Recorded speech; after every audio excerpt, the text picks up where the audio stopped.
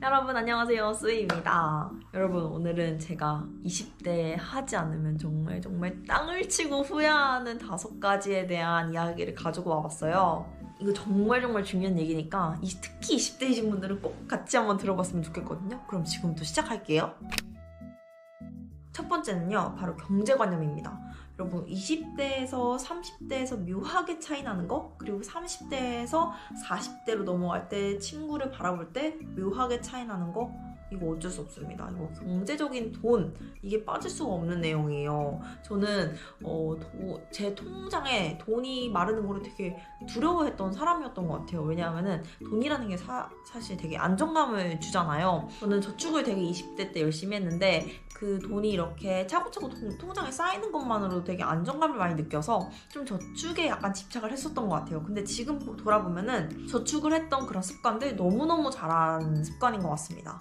사실 20대 때 친구들을 만날 때는 고만고만해요. 친구들이랑 먹는 어떤 음식의 그런 수준도 조금 비슷하고 쇼핑의 수준도 비슷하고 다들 학생이잖아요. 물론 일을 빨리 시작하시는 분들도 계시겠지만 대부분은 대학교를 다닐 거란 말이죠. 그래서 라이프 스타일이 그냥 비슷비슷합니다. 어떤 친구들은 부모님한테 용돈도 받고 아니면 어떤 친구들은 알바를 하면서 이렇게 조금씩 돈을 모아서 쓰기도 하고. 근데 30대부터는 갈려요. 20대 때 어떻게 저축을 하냐에 따라서 갈리는 거죠. 저는 아직 40대가 안 돼봐서 모르겠는데 40대는 30대 때보다 경제력에 대해서 완전 갈린다고 하더라고요. 그래서 만나는 사람들, 친구들도 달라진다고 해서 약간 좀 무서워요. 이거를 20대 때 좀 잡아놓지 않으면은 30대, 40대 돼서 더 힘들어지는 것 같아요. 이 돈이 내 통장에 얼마나 있느냐에 따라서 여유로움이 생기는 거는 정말 어쩔 수가 없더라고요. 아무래도 내 통장에, 지갑에 돈이 없으면 만날 수 있는 친구들의 풀도 좀 좁아지는 건 사실이고, 그것 때문에 내 표정이나 여유로움도 사라질 수도 있다고 생각을 하거든요. 그래서 다른 건 몰라도 저축을 좀 하는 거는 20대 때부터 딱 잡고 가야 된다고 생각을 합니다.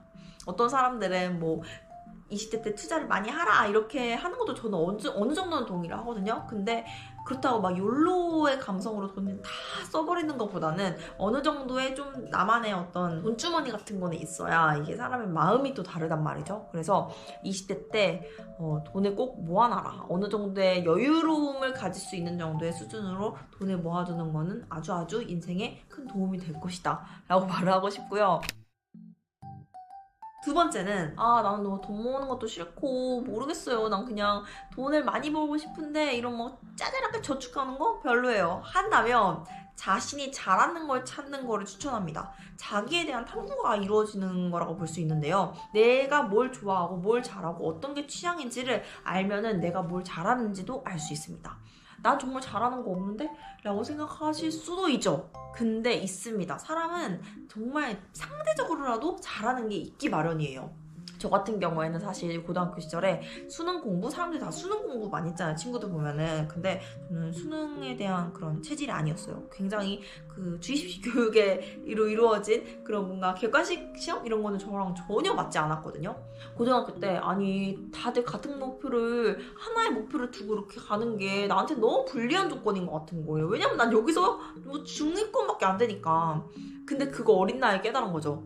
여기서 승부를 보는 것보다 다른 거에서 내가 좀 눈에 띄면은 좋은 대학교를 갈 수 있는 확률이 높아지지 않을까? 이렇게 생각해서 제가 시험을 봤던 게 논술에 올인을 했던 일이었어요. 그 경험을 토대로 저는 수능 성적으로 못 갔을 대학을 이제 논술을 통해서 갔거든요. 그때 고3 때 그런 입시 시절을 겪고 나서 성인 때도 깨달은 것 같아요.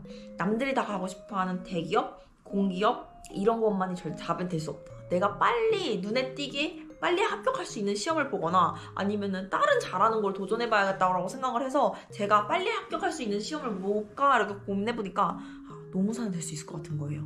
그래서 사회복지학과로 입학을 했지만 법학과로 전과를 해서 열심히 공부를 했었고, 경영학과로 전과를 할까 생각을 해봤는데 뭔가 조별과제가 많을 것 같아서 수험 공부에 방해가 될까봐 그냥 공부할 수 있는 법학과에 이제 전과를 했었어요. 그런 것도 다 전략이었던 거죠.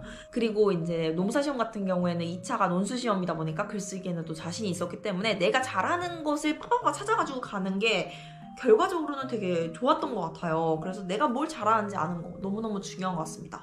내가 잘하는 게 뭔지 알게 된다면 자신의 몸값은 올라갈 수밖에 없어요. 그렇게 되면 돈을 더 남들보다 같은 가격이 아니라 더 많은 돈을 벌 수 있게 되는 거죠. 그렇게 되면은 아까 첫 번째에서 말한 정말 절약하는 거 굳이 안 해도 됩니다. 왜냐면 나는 이걸로 내가 이 분야에서 탑이 되면은 돈은 그냥 자동으로 들어오거든요. 그래서 내가 좀 잘하는 게 있다, 나 좀 이 분야에 재능이 있는데 라는 곳을 빨리 찾으시면은 인생에 도움이 됩니다. 그리고 세 번째는요, 바로 회피하는 습관이에요. 그런 말 있잖아요. 20대에는 경험을 많이 해봐야 된다, 경험 부자가 되어야 된다, 이런 말 되게 많이 하는데 저도 너무너무 동감하는 바입니다. 20대 때는 정말 짜잘한 경험들 많이 해봐야 돼요. 나이가 들면은 그 경험도 귀찮아서 못하거나 무서워서 못해요. 상처받기 싫은 거죠. 근데 20대 때는 그냥 딱 상처도 한번 탁 받아보고 맞아도 보고 약간 머리도 지끈지끈해보고 이런 경험을 조금 더 유연하게 할 수 있는 시기라고 생각이 들어요. 근데 그 시기에 나는 이걸 못해 하면서 회피해버린다? 이러면 20대는 정말 그것만큼 인생을 갉아먹는 건 없다고 생각을 합니다.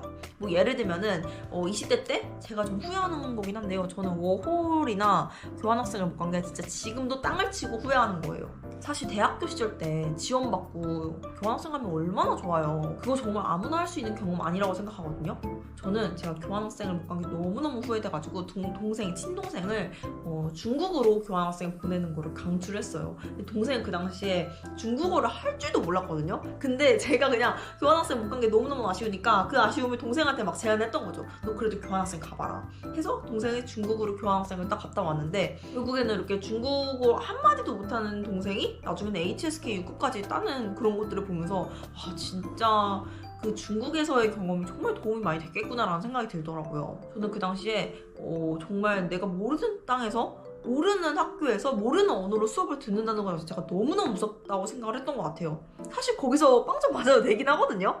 뭐 어때, 다 경험인데. 지금 돌아보면 그렇게 생각이 들지만 내가 그 교환학생 가가지고 학점도 못 나오면 어떡하지? 내가 거기서 적응 못하고 그러면 어떡하지 하면서 회피를 했던 것도 있는 것 같아요. 하지만 그 시기는 정말 그 시기에만 갈 수 있는 경험이기 때문에 워킹홀리데이나 교환학생 가는 거 너무너무 추천하고요. 동생도 그때 중국으로 교환학생 갔다 왔던 경험이 너무너무 좋았던 경험이라고 하더라고요. 그리고 워킹홀리데이도 같은 맥락으로 지금 가면 되지 않느냐, 뭐 요즘 만 35세까지 되는데요? 라고 되게 많이 말씀을 하셨어요. 하지만 이게 30대가 되면은 워킹홀리데이를 굳이? 라고 생각을 하게 되는 그 시점이 오게 됩니다. 20대 때는 내가 뭐 모아둔 돈도 많지 않고 뭐 믿을 건데 배짱이다 이렇게 생각하면서 워킹홀리데이 가서 사람들이랑 이렇게 룸쉐어 하면서 이렇게 자는 것도 불편하지만 그 나이 땐 감수할 만해요. 근데 30대는 쉽지 않거든요.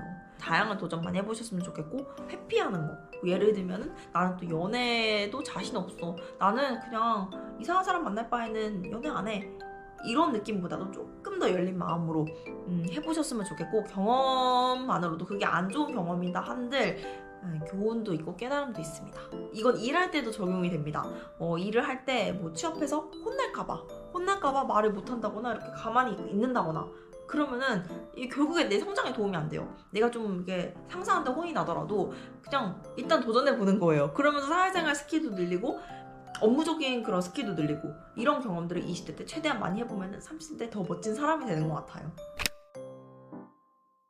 네 번째는요, 바로 제가 뷰티 패션에 관심을 안 가진 거. 이건 제가 지금도 너무너무 후회를 합니다. 왜냐하면 이게 왜 중요하냐면 사람들은 은근히 외적인 그런 센스? 그런 느낌을 보면서 사람을 판단하는 것도 있는 것 같아요. 특히 한국에서는 더더욱 있는 것 같고요. 저는 애초에 뷰티 이런 거 관심 1도 없었어요. 저는 제 돈 주고 아이라이너를 산 게 인생에 지금까지 제 인생에 있어서 딱 한 번밖에 없습니다. 20살 돼서. 저도 화장을 제대로 해본 적이 없기 때문에 여러분들한테 화장을 배워라 이렇게 말하고는 싶지는 않아요. 근데 적어도 이 인상을 깔끔하게는 할 수 있잖아요. 예를 들면 저는 눈썹 관리 이런 거는 꾸준히 받고 있거든요. 사람을 깔끔하게 보일 수 있게 하는 요소들은 조금 신경을 쓰는 게 중요한 것 같다라는 생각이 들었습니다. 예를 들면 내가 패션에 관심이 없다고 하더라도 깔끔하게는 입을 수 있잖아요. 뭐 셔츠를 깔끔하게 입는다거나, 오늘도 셔츠를 잘 못 다리긴 했는데 아무튼 조금 다려서 옷을 입는다거나 이렇게 좀 깔끔하게 하는 거를 20대 때부터 습관적으로 들였으면은 그게 이제 태가 보인단 말이죠. 근데 그걸 제가 20대 때 연습을 많이 못한 게 조금 아쉬워요. 그리고 마지막 5번째는요, 20대 때 이건 절대 하시면 안 됩니다. 의존하기. 특히나 정서적인 의존 함부로 하시면 안 됩니다. 친구이든 연인이든 특히 연인에게 의존을 할 때 정서적으로 너무너무 의지를 하면은 그건 20대인 본인에게 안 좋아요. 자신의 주관이 어느 정도 있어야 됩니다. 제가 20대 초반에 연애를 한 적이 있는데 그 오빠는 엄청나게 가스라이팅이 되게 심했었던 것 같아요. 그 당시에는 몰랐었는데 이제 와서 저는 깨달은 거죠. 왜냐하면은 저의 친구들, 지인들과 다 그런 관계, 인간관계를 아예 다 끊으라고 했었었고요. 그러면서 어느 순간 제가 뭐 그 가방을 사러 백팩을 사러 갔는데 백팩 하나 고르지 못하고 그 사람한테 물어보는 내 자신을 보면서 현타가 와서 헤어졌던 그런 경험이 있었거든요. 친구도 마찬가지예요. 친구도 은근히 나를 이렇게 가스라이팅 하면서 본인의 결정 능력을 상실시키려고 하는 지인들은 최대한 만나지 않으셨으면 좋겠습니다. 이걸 20대 때 자기 중심이 없이 이렇게 정서적으로 의존을 하다 보면요. 연애도 실패할 확률이 높고 인간관계도 실패할 확률이 높아요. 자기 중심을 가지고 나는 이렇게 생각해 라는 의견이 명확히 이렇게 자리 잡아야 되는 시기가 저는 20대라고 생각을 하거든요. 그렇기 위해서는 사색도 많이 해야 되고 책도 많이 읽어야 되고 좋은 사람들도 만나야 되기도 하고 글도 많이 써봐야 돼요. 그런 연습을 많이 하셔야 되는데 그런 나의 결정 능력을 남한테 구하는 행위는 정말 내 인생을 맡기는 거나 다름이 없다고 생각합니다. 절대 그러시면 안 되고 자기 판단 능력, 내가 중심을 잡고 의존하지 않는 독립적인 마음을 갖는 거 이거 정말 20대 때 연습하시면 좋을 것 같아요. 그래서 오늘은 20대 때 하지 않으면 너무너무 후회하는 5가지 내용에 대해서 이야기를 해봤는데요. 정말 제가 10년 이상을 겪어가면서 얻은 저만의 꿀팁이니까요. 여러분들도 좋은 20대 때 깨달음이 있으면 공유해 주셨으면 좋겠습니다. 그럼 오늘 영상 여기서 마무리하도록 하고요. 저는 다음 영상에서 만나도록 할게요. 안녕!